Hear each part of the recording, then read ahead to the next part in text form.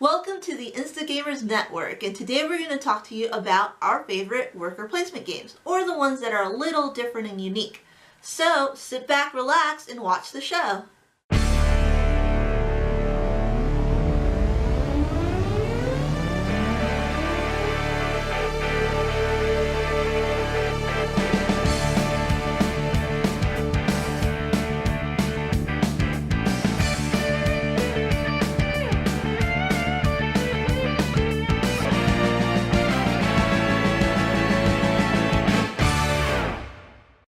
Hi everyone, it's Lindsay here. You might know me as shinyhappymeeples on Instagram, and this episode we're talking about worker placement games, and I've chosen Dungeon Pets. This is an awesome game by Agltbialik. It is a 2 to 4 player game, and it's set in the Dungeon Lords universe, but it's a standalone game. You don't have to play Dungeon Lords to play it. I haven't, and it's never detracted from my enjoyment of this game, so Dungeon Pets. First off, let me just say that this game is super adorable, like really cute. But don't let the cute packaging fool you, because this game is tricky. It is really hard to master. It's an interesting combination of worker placement, auction bidding and hand management. It also has a bit of a different take on the worker placement mechanic, which I'll tell you more about in a minute. First of all, let me just give you an overview of the theme. So the idea is that you are a family of dungeon imps, and you are running a pet breeding and selling business. And these are like weird, wonderful creatures. And you're selling to a host of oddball members of the public who want really weird things from their pets. And you're showing your pets at a pet show, or exhibition as it's called in the game. And that's where you score your points, and selling your pets is where you generate your income. But most importantly, you have to keep your pets alive and happy and well fed, and make sure that they don't, die. So the board represents a marketplace, and this is where you send your imps to, buy a pet, get a cage for it to inhabit, add-ons for the cage, so it's got facilities in it, and buy food and go to the airport to pick up another imp who's going to come and join your business. There's loads you can do, and that's where you need to form your shopping groups. So this is the worker placement. But you form your imp shopping groups in secret. Turn order is determined by the size of groups that you have. So each pet has a certain number of needs, and these needs are represented by coloured cards with symbols on. But you also have to remember that you need to meet some requirements for the exhibition phase. And also then you have the selling phase. So these customers are looking for different qualities in a pet. Some want pets that are playful but angry, and some want pets that are sort of magical and poop a lot. So there's loads going on in Dungeon Pets, too much for me to fit in this short video. So definitely check it out, because it's a really cool game. I think one of my favourite parts is making up a narrative for my pet. So when it's like the maintenance needs phase, I like saying what each of my pets did with their day, sort of thing.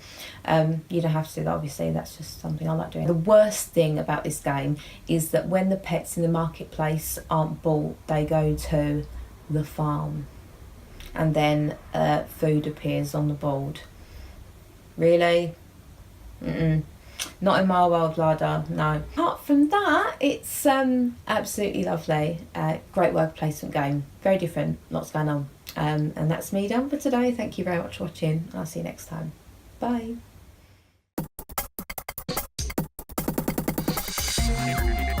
Alright everybody, welcome to another episode of Pokemon A Go-Go. I'm Pokepaul, and we are gonna go find some more Pokemon here. I heard there was a seal? Yeah, I think there's rumors that there are seals in this area, because we're right by this lake. And let's go see if we can update our Pokedex.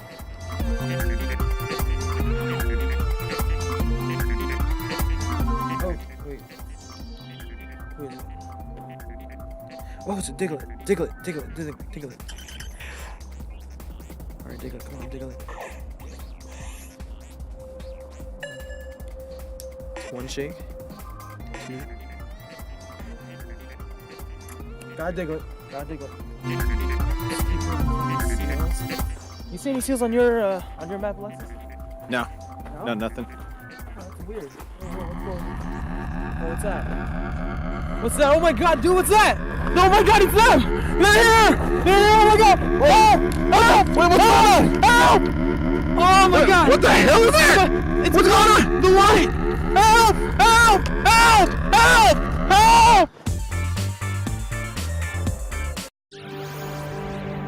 When I first played Alien Frontiers, I had no idea what a worker placement game was.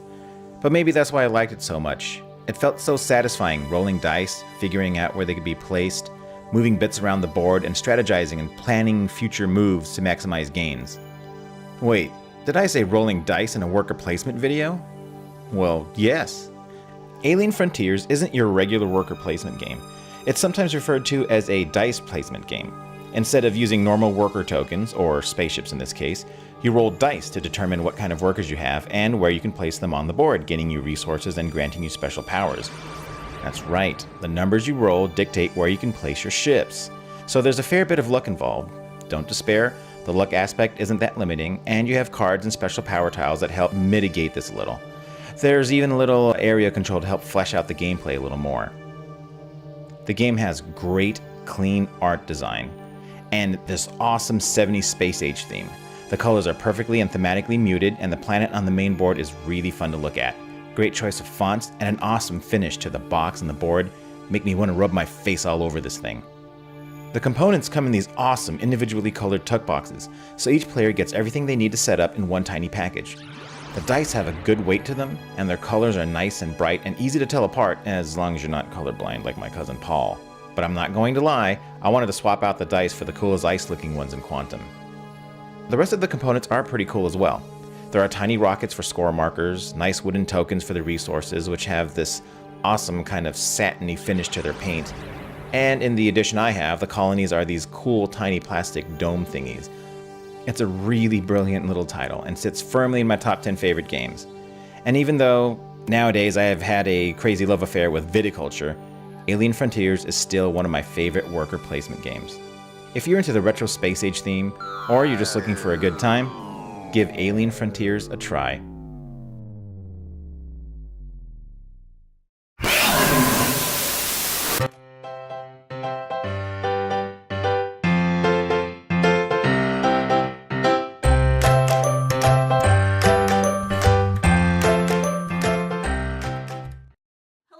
My name is Annette. You might know me on social media as nettersplays. Well, today we're all talking about our favorite worker placement game. And to me, a worker placement game is a game where you have a bunch of pieces and you grab a piece and you put it on the board in order to get some resources, some special abilities or actions, or to accomplish goals with all the stuff that you gathered throughout the game to score you points. So the problem that I have is that I have so many different worker placements that it's really hard for me to pick and choose my favorite or just one. So I went with Tzolk'in the Mayan calendar because this game is so unique and different than any other worker placement that I have. So I'm not going to show you how to play this game, but I'm going to show you what makes this game so different and why I like it. So this is the beautiful board of Tzolk'in, and what you're going to notice is this huge piece right here in the center of the board. So what you have in the center of this table is this huge gear system right here. So whenever it's the end of the round, this whole center gear is going to move forward. It's going to go ahead and move these little gears around. So players are going to place their individual workers on the smallest available spot of each little gear that they want, making sure they pay whatever they need to pay to get there. Now once everyone passes or has no more pieces to place, the round is over. The big turn wheel is going to move, and that's going to move all these little gears. Now another thing is, on the next round they can decide to place more workers on the smallest available spots, or they can decide to take the pieces off. Now if they decide to take them off, then they get whatever resource is there. The thing is, the longer they wait, the more beneficial it'll be. So not only are you deciding where to place your workers, you're also deciding how long you're going to stay there. So Tzolk'in actually adds a time element to the worker placement game. So without the whole gear system, Tzolk'in is just another worker placement game.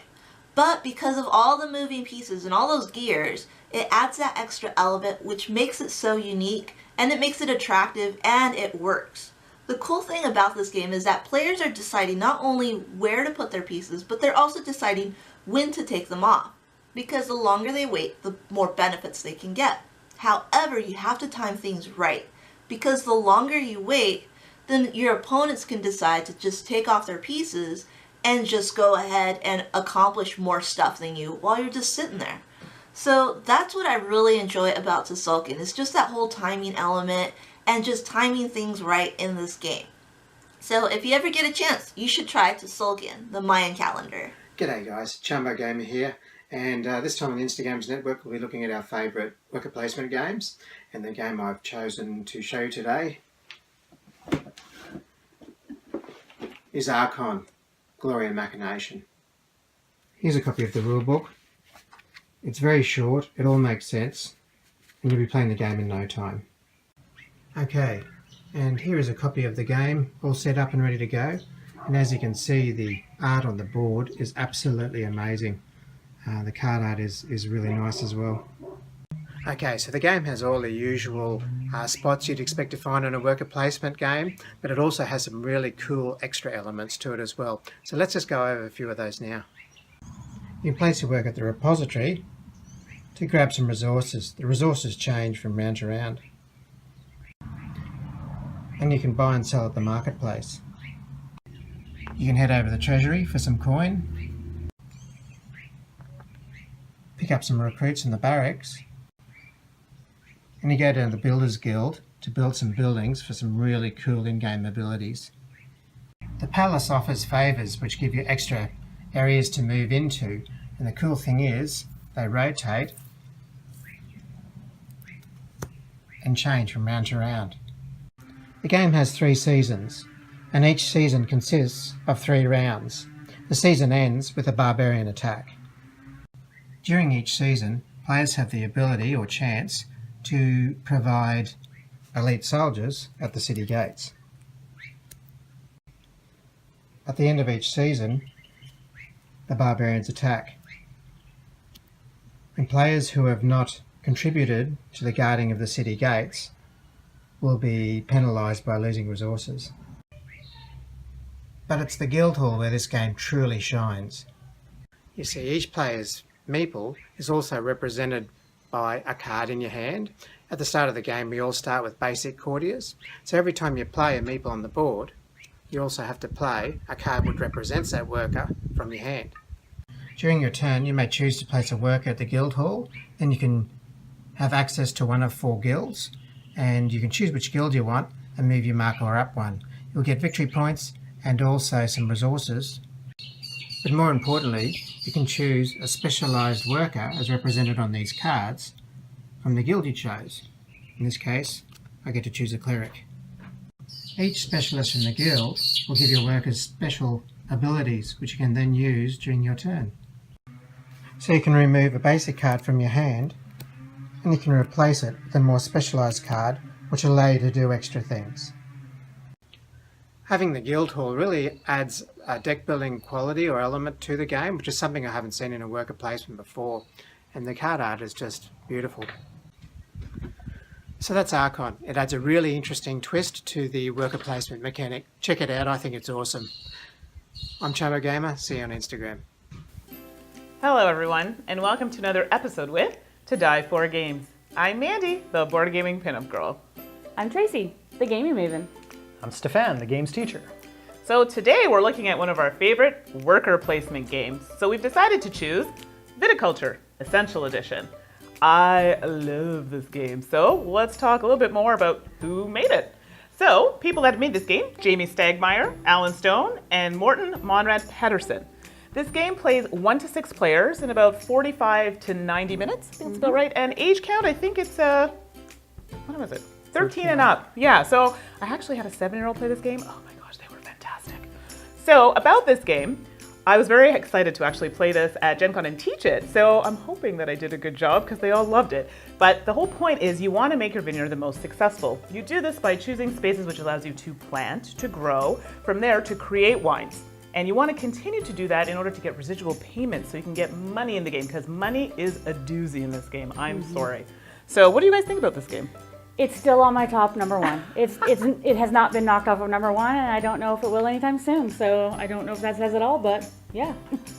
It's number 2 on mine after another Stonemaier Games product, Scythe, came out earlier this year. Yeah. But I really love viticulture. I have for quite some time. Like Tracy, I don't see it leaving my top 5 anytime soon. Yeah, anyone I taught this to really enjoys it. And it's one that I can play over and over again. I don't have the original. I actually have the Viticulture Essential. I know you guys have the original. We have the original, and then we have the original full Tuscany expansion. Right. So we've got everything, and I just like the Tuscany expansion too. It adds so much stuff to it. But the base game alone just has so much depth and breadth, and I've played this with people who don't like heavier games, and they still got into it. So this is fantastic. Fairly easy to pick up. It's when you get into the strategy that makes it a little trickier to. Yeah. And I think people like that they have the solo play, the Autonoma, and the Viticulture Essential, which has some bits of Tuscany, but they are launching Tuscany Essential editions to complement this one because Viticulture and Tuscany are not going to be available. It'll just be the Essential versions. Yeah, so overall, I would think it's safe to say we enjoy this one. Oh, yes. So that's it for now. We'll see you next time. Bye. Hi, I'm JoeSondow. Today we're talking about worker placement games, so I want to tell you about Lords of Waterdeep, a Dungeons & Dragons board game. It supports 2 to 5 players and takes about an hour or 2 depending on how many players you have and how quickly they make decisions. In most other D&D games, the players take on the roles of adventurers, going on quests for wealthy benefactors.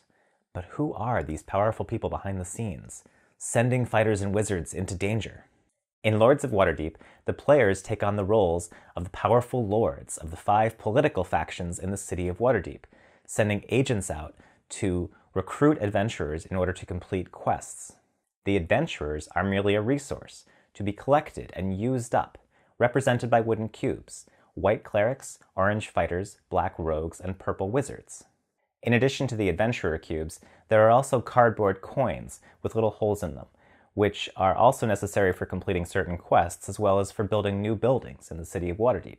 Each player gets a player mat showing the color and name of their faction, with spaces for the various game components the player will collect and use throughout the game. You also get a Lord of Waterdeep card, showing your character's name and your secret bonus goal, which is usually to complete certain types of quests that match up with certain resource types, such as skullduggery quests that require extra rogues, or commerce quests that require extra money. The workers you'll be placing are these meeples color-coded to each player's faction. They're called agents.